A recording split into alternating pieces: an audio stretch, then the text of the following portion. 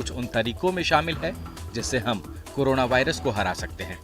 अगर आप वैक्सीन के लिए एलिजिबल हैं तो कोरोना वैक्सीन की डोज जल्द लीजिए। इसके लिए cowin.gov.in पर रजिस्ट्रेशन कराएं। यानी संदेश साफ है कि टीका लें और कोरोना को हराने में अपना योगदान दें। दरअसल प्रधानमंत्री स्थिति की गंभीरता को बखूबी समझ रहे हैं, क्योंकि देश में कोरोना के मामले लगातार बढ़ते ही जा रहे हैं।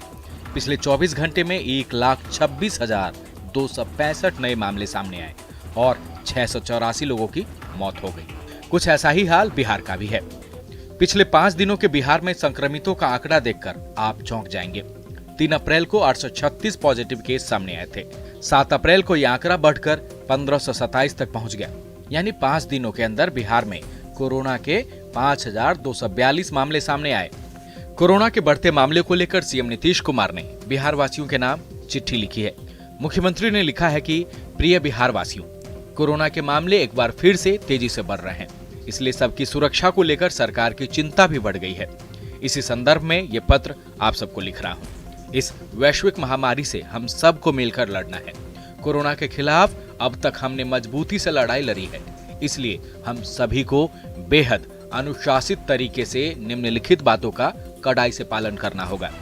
मास्क का उपयोग जरूरी है। घर से बाहर निकलने की स्थिति में सोशल डिस्टेंसिंग का पालन करना आवश्यक है। साबुन से नियमित हाथ धोते रहें। सैनिटाइजर का भी प्रयोग कर सकते हैं।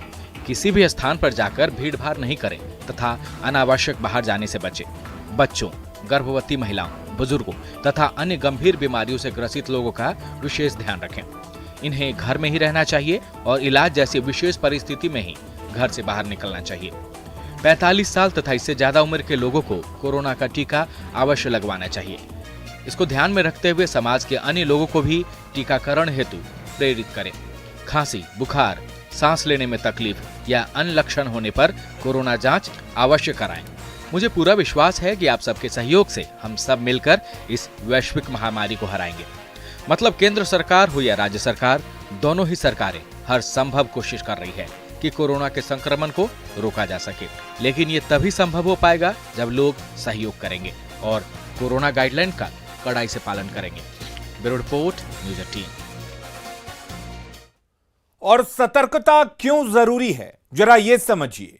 देश में एक दिन में 1,26,000 नए मामले सामने आए हैं। आप अंदाजा लगा सकते हैं, देश में पहली बार 1.25 लाख से ज्यादा मामले सामने आ चुके हैं और एक्टिव केस की संख्या 9 लाख से ज्यादा हो गई है। और एक्टिव केस के मामले में दुनिया में भारत तीसरे स्थान पर है। ऐसे में देश में अब तक 1,66,862 लोगों की मौत भी हो चुकी है। तो इस अहमियत को समझिए और सतर्क रहिए। बिहार में कोरोना के मामले लगातार बढ़ते जा रहे हैं, जिसकी वजह से अस्पतालों पर दबाव भी बढ़ता जा रहा है। हालात यह हैं कि पटना एम्स के सारे बेड फुल हो चुके हैं और बेतिया के चनपटिया पीएचसी में वैक्सीन की कमी हो गई है।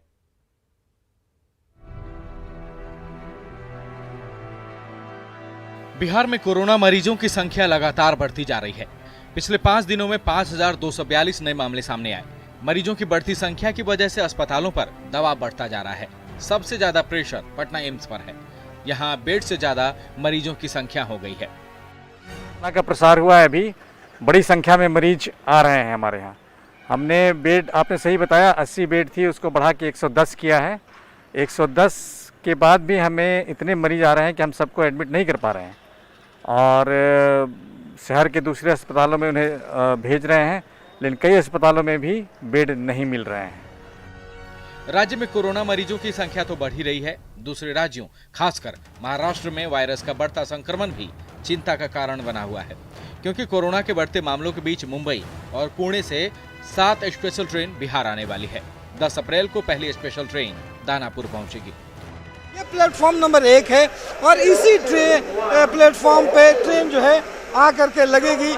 और जो जानकारी दी गई है उसके मुताबिक हर एक ट्रेन में 24 बोगियां होंगी।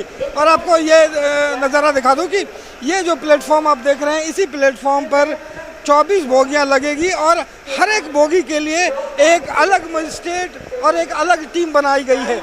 यहाँ पे जैसे ट्रेन आ रही है, ठीक वैसे ही ट्रेन आकर के यहाँ पर लगेगी और 24 बोगी के लिए 24 अलग अलग टीमें रहेंगी, जो हर एक बोगी का अलग अलग लोग जो है वो टेस्ट करेंगे। जो भी लोग यहाँ पहुँचेंगे उसका पूरी तरह से 100% जो है यहाँ पर टेस्ट किया जाएगा।